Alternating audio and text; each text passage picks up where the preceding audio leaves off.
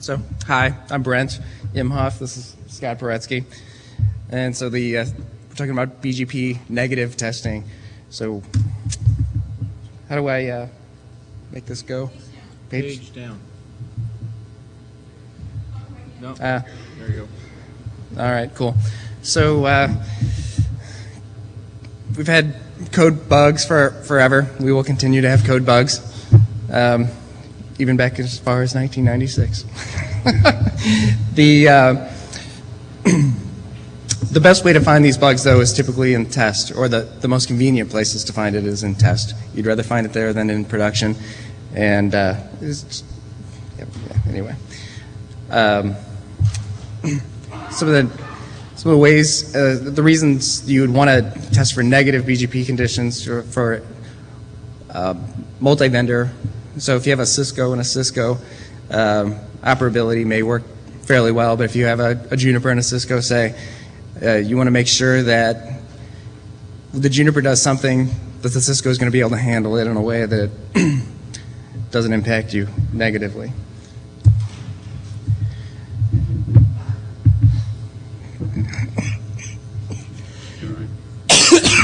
Excuse me. Yeah, come do this.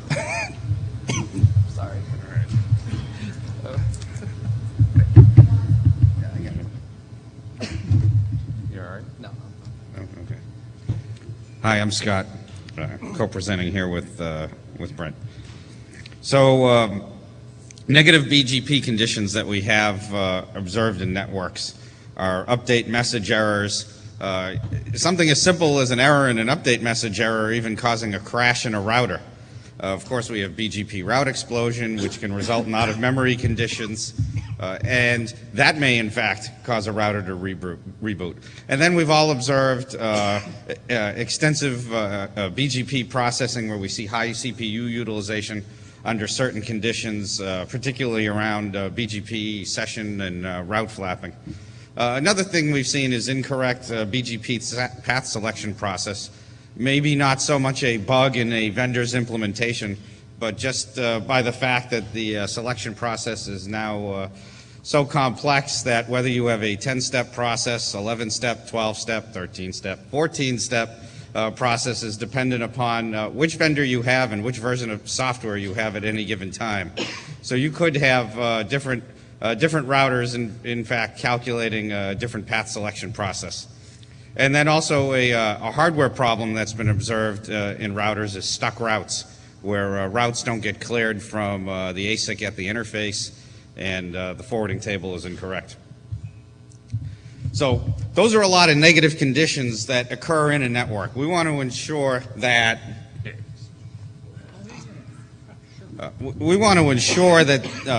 routers deployed in a network do not exhibit catastrophic conditions, and even better, are able to handle those conditions properly so BGP can continue along happily. So to do that, we want to do BGP negative testing.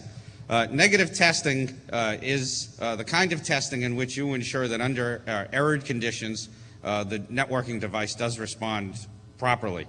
It's a lot different from typical testing. It's more difficult from functionality testing, conformance testing, and even interoperability testing, because negative testing is really boundless. The amount of error conditions that you can have with a routing protocol, really you could just continue to list them forever. But in the case of functionality conformance, you have an RFC with a definitive amount of things that should go right. So negative testing is in fact more difficult. So around this came a great question as far back as 2000 on the NANOG mailing list. It was entitled BGP Testing, ? Does anyone have a script or a series thereof to do large-scale BGP testing? I'm looking for something that will generate and nail down several hundred networks of varying sizes, and or fake pairing relationships with similar purpose, and or do things that don't meet the BGP protocol standard. So Tim Brown, I don't know you, but back in 2000 you showed a lot of vision. So where do we go if we want to do that kind of negative testing? The first place one would look to is the IETF Benchmarking Methodology Working Group. That's the IETF's working group in the operations area that defines, that develops standards for router and switch testing. However, the BMWG really focuses on scaling, forwarding performance, and convergence types issues. There's no standardization of negative testing going on now. Typical RFCs and works that you'll see in the BMWG is the FIB-based router performance, which is RFC 3222, benchmarking of BGP device convergence in the control plane, which is an official internet draft, benchmarking terminology and methodology for IGP data plane convergence, also an official work item of the BMWG. In fact, Brent and I are co-authors on that one. So there is work being done around routing protocols, testing of it within the IETF. However, there is no work being done around negative testing. So that's really getting to the purpose of this presentation, where we wanted to help define what should be done for BGP negative testing given those negative conditions that can occur in networks and in fact do. So starting with update errors. When you do negative testing with BGP, you want to do bad things with your AS path list when you're doing testing. You want to create routing loops in the AS path list. You want to do testing with the maximum AS path length, first determining in fact what that maximum length is. You want to send update messages with missing, incorrect, errored attributes. You want to do this for different types of peering sessions, eBGP, iBGP, route reflectors, confederations if you're using those. So you really want to mess around with the update packet. It is possible you may have a implementation in your network that does something incorrectly with an attribute, and a neighboring router doesn't know how to handle that. There's been a known case where that neighboring router crashes. Okay, so negative tests like that should be done. You want to do testing in your update message where the NLRI next hop is incorrect. You want to have the receiving router be the next hop for that NLRI. You want the NLRI, in fact, to be its own next hop. And you want to have, of course, an unreachable next hop. Make sure the device under test can handle all of those negative conditions. And then you also want to do interoperability with negotiated capabilities, and you want attributes to be in the update message that it should in fact not be there because they weren't agreed upon in the negotiation. Negative testing of BGP resources. I really consider this the cornerstone of the BGP negative testing. You want to maximize memory utilization and CPU utilization and see how your BGP speaking device performs. So first, with out of memory, simulating a BGP route explosion case in your network, you force that out of memory condition by advertising NLRIs until there is no memory available. So you do need to observe the memory utilization on the device. And then you want to continue to advertise so that you go beyond that point. This is a good test because different implementations handle the out of memory condition differently. There are implementations that purposely crash and reboot your router. There are implementations that bring down pairing sessions from which the most routes are being learned. There are implementations where it just hits that point of maximum memory utilization and stops learning routes, period. So there are different ways that different implementations handle this case, none of which is standardized. So you do want to do this negative testing and see how your router handles this. Then there's the case of BGP processing. This is where you force high CPU utilization and see how your router handles that. The two classic cases for the high CPU utilization, two classic test cases, are first one, remove that eBGP pair from which you've learned the most routes in your FIB. Just take that away. That'll force high CPU utilization. That pair from whom you've learned, say, even as high as 100,000 routes, remove it, see how your router handles that case. The next one is what I call the nested convergence event, where you force a convergence event, and while the device is still converging, force another convergence event. So on one link, you may bring that link down, and on another interface, remove the BGP pairing session. So you have these nested convergence events. That will cause a very high CPU utilization. And then there's the case of redistributing BGP into your IGP. That's a very good negative case to see how your router can handle memory conditions. Okay, so now in the convergence test cases, where you have, it's a rather simple setup, straightforward. There are a lot of different conditions for which you want to do this. So you have your device under test, and you have your test equipment. Your test equipment forwards traffic in on one interface, and the DUT has, device under test has two interfaces outbound that are your options. There's the preferred egress interface and the next best egress interface. You want to cause a convergence event to occur so that the traffic coming inbound, going outbound, switches from the preferred to the next best egress interface. And you want to measure the time that this takes to happen. And you want to do it under a variety of negative conditions because you will get different results for each of these conditions. There's cases of link failure where you have local interface failure, neighbor interface failure, even a remote interface failure.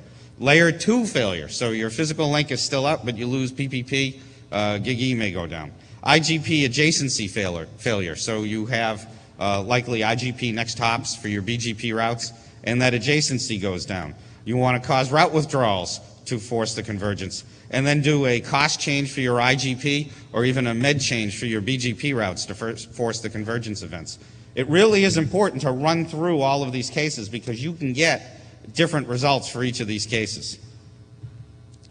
Okay, and then there's BGP functionality. There's the path decision process.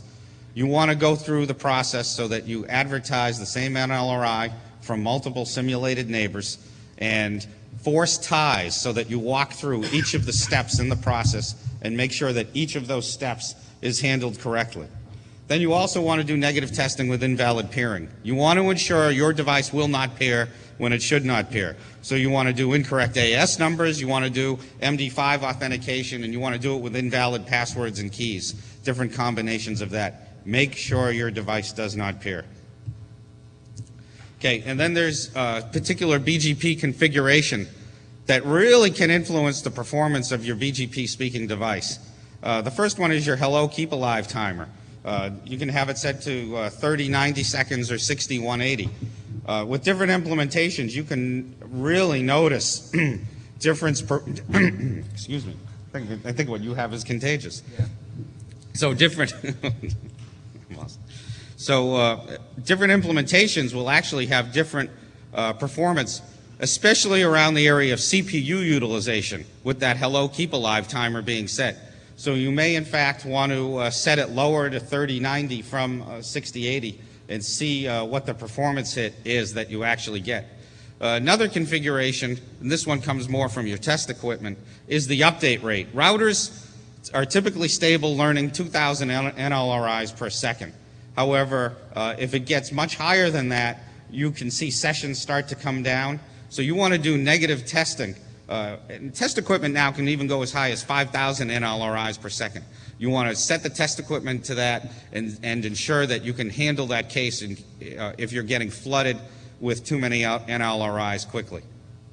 Now, in combination with hello keep alive timer and update rate, your results for CPU utilization, memory utilization can be impacted by the number of peers you have established, what types of peers those are, the number of routes you've learned from each peer, and the total number of routes in your FIB. So you have your RIBs and your FIB, number of sessions. Those can also influence your CPU utilization and memory utilization. So you want to test with various scaling. To improve performance with various scaling, you configure peer groups. That way you're sharing memory resources. So you want to do testing with peer groups to in fact notice the savings that you expect to get in your router. Okay, so we started to talk about the test tools. Test tools for BGP negative testing really have come a long way in the last year. If there are any test equipment vendors out here, I personally want to thank you for the improvements that have been made over the last year for doing BGP negative testing. You now have the ability to do iBGP or eBGP capability while configuring an IGP, OSPF or ISIS or even RIP if you want, on that same test port, and force your BGP routes being advertised to use those advertised IGP routes as the next hop. So you really, from your test equipment, can get the relationship between your BGP and IGP on the same interfaces. You have the ability to configure update rates and timers to test the various combinations that we just talked about. Another nice feature that a couple of the test equipment vendors have come up with is you can load an external route table. For example, show IP BGP. I know, in fact, not showing vendor favoritism in any way, believe me. I know that the Cisco show IP BGP format, that output is supported by test equipment where you load a file with that show IP BGP format of your BGP route table, 120,000 routes. Those are the routes that the BGP session will use in advertising its NLRIs when emulating the BGP session. So that's a very nice feature. So you can do your testing with the actual route table. Okay? And also now, all the test equipment vendors are supporting tickle scripting of their routing protocols. So you can really do some nice automated testing of these negative test cases. In fact, I'd really like to see the test equipment vendors come up with a suite of negative tests so we don't have to go write our own. If we have to go write our own, we're wasting resources, right? If the test equipment vendors could write it for us and we'll just go pay some small price for it, then we'd be willing to, we'd be very eager to have that. All right, and of course we'd like something canned for the path selection process as well. In case you don't want to go the route of buying anything, there are a couple freeware tools out there. There's the Python routing toolkit from Sprint that you can use to emulate a large BGP topology and do some negative testing. And then there's BGP Sim from Merit. That's now on sourceforge.com. So those are a couple low-cost alternatives you can use for your BGP negative testing. All right, so in summary, negative testing is very critical, especially for BGP. We've seen what's happened in networks under negative conditions, so we need to do negative testing in the lab before deployment. Make sure your negative testing is driving high memory and CPU utilization. And since the BMWG really hasn't given us anything to grab onto as far as negative testing, we've outlined some key areas where we should do the negative testing. Update message errors, route convergence, path selection process, peering errors, and then configuration details as well. What Brent and I would like to do at this point is we'd like to bring this as a draft to the BMWG, and even though it's not negative testing is not part of the charter, we think that this is important enough that maybe it does get looked at. Since the BMWG is part of the operations area, your input there, your involvement on all of the BMWG drafts would be very much appreciated. Okay, and then of course for all this testing that we're doing, I think the test equipment we need to get it done is there now. All right, so thank you. Any questions? Thank you very much. Any questions? Okay, well, you're coming up. I have one. Have you seen anybody doing or having the short enough wit and enough gonadal fortitude to actually test live routers in the wild? No, and I think that's a good thing. Can I test yours? Hi, I'm Tim Brown. Thanks for mentioning me and your presentation. Oh, hey, nice to meet you. Just a couple really quick comments and questions. I think first the challenge is a lot of the vendors that are out there and a lot of the operators are out there have written these in-house tools. I got a lot of private responses when I wrote that post, and I think there's a call for operators to try to release some of the in-house tools that they design, because it often meets a lot of these needs that we talk about here at NOG. The second thing is I think there's been a lot of advancement in the open source routing community, Quagga, Zebra, et cetera, and those have been real enablers as far as, doing these statistics and stuff. And I mean, I think that, if any of the folks that are contributing to those projects are listening, the statistics side is really, I think, one of the primary things that interests operators, because generally operators aren't running their networks on PC routers and things like that. But the statistics side is definitely a help to us. So. Yeah, absolutely. Thank you. Yeah, thanks for the comments. Okay. If there's nothing else, thank you very much, guys. All right, thank you.